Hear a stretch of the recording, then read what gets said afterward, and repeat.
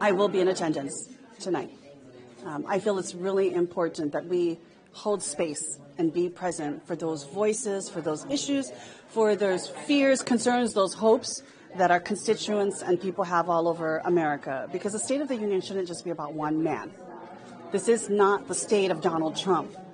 This really should be a conversation about where we are as a country, and more importantly, in our 250th year, where we hope to be. And so I will make a decision after I've had an opportunity to meet with my staff. I have prolonged this because the world is very dynamic, and we want to make sure that we get all of the intelligence that we can acquire before we make the decision. So I'll meet with my staff later today, and we'll make a decision. We have unfortunately lost our way, and we cannot find our way until we decide that we are not going to allow the president to navigate our direction. He has to be removed, and there's but one solution: impeachment. He must be impeached. I will not be attending tonight, and I thought about this a lot, and I thought about bringing a guest because I think there are issues to highlight. But this is a president, and I issued a statement yesterday saying this, that has clearly followed an authoritarian playbook we've seen in countries like Turkey and Iran. He is dismantling our democracy right now. He has repeatedly and intentionally violated the Constitution and the rule of law. It's a decision that every member of Congress has to make. It's not an easy one. I will be attending out of respect for the office, not out of respect for the president.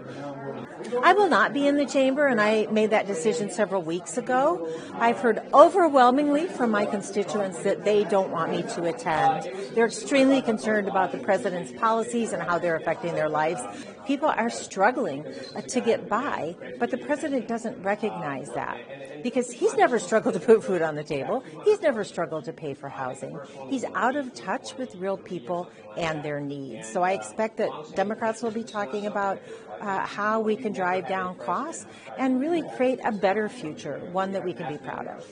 No, I'm not going to be in the chamber. I'd rather stick needles in my eyeballs than have to sit through this speech tonight where I expect the president to lie and lie and lie, basically insult the American people by not even acknowledging that affordability is front and center on everybody's minds. And my guest tonight will be an Epstein survivor. The Congress passed a law requiring all of the files to be released. The president has not complied with that. It is disgusting that other countries are actually holding powerful people accountable. And in this country, the president is basically ignoring all of that. I'm going to attend because I feel I have a constitutional duty to attend.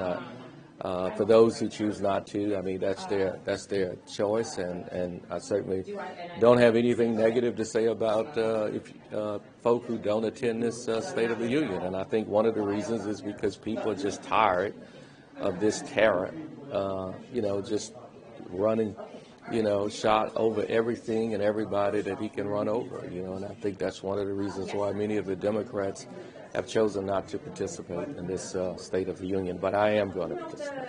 I will not be in the chamber. This president has led an agenda that has been chaotic, confusing, and he's been very corrupt. And so I think that showing up would be a sign of respect. And I think this time moment calls for a signal of conscience. And so I'm going with my conscience on this one, and I will not be attending.